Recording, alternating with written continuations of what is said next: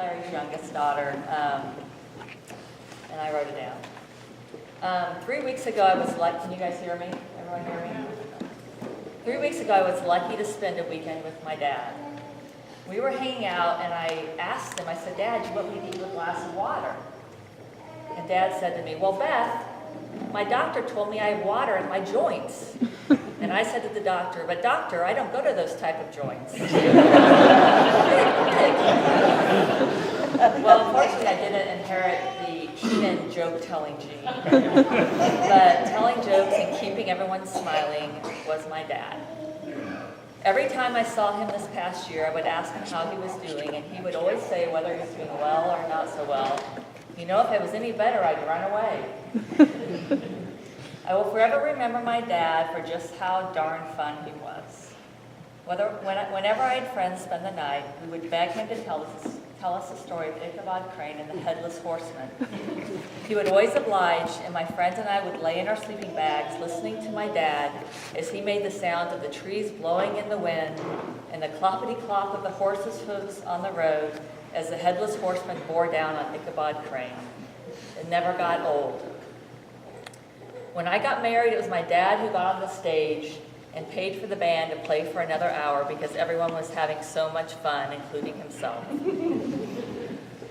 Dad was an eternal optimist, and I wish I had more of that in me. At home this week, I was rummaging through some old letters, and I came across one that said "Save" scrawled across it with big red letters, and I knew I'd hit the jackpot.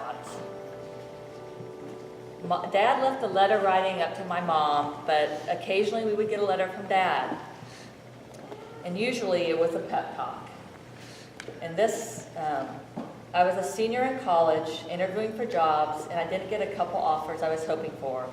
And this is what my dad wrote, which kind of encapsulated his whole view of life.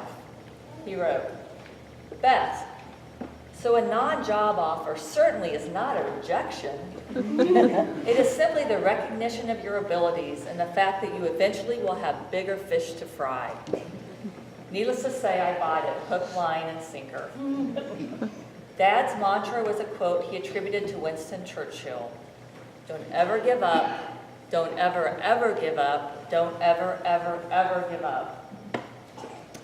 Dad was devoted to my mother for 49 years of marriage and to Patty for 14 years of marriage. One of my favorite memories of my dad was at my mom's vigil. My mom had been quite clear that she did not want an open casket. But at the conclusion of the vigil, my dad unexpectedly walked to the front of the church, turned around to the crowd, and said that he wanted everyone to see how beautiful Mona was. And with that, he threw open the casket. And there she was, as beautiful in death as she was in life.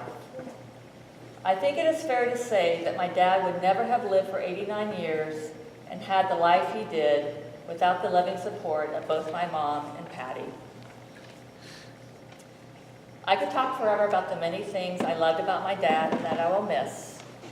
I will miss his smile and the mischievous twinkle in his blue eyes.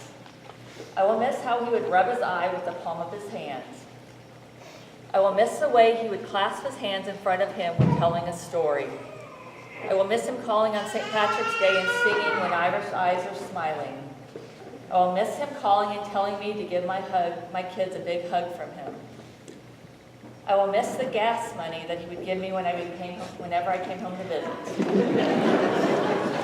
I will miss the way his lip would quiver when he was trying not to cry, unlike mine.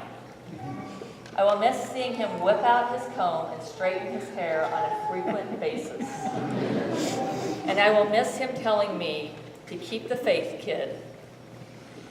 It is only fitting for me to end this talk with one of my dad's favorite jokes.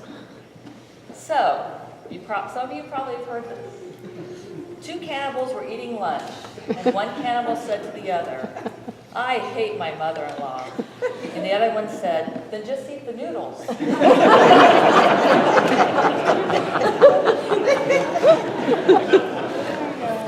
Thank you, Dad. Your hard work was worth it. There will never be another one like you.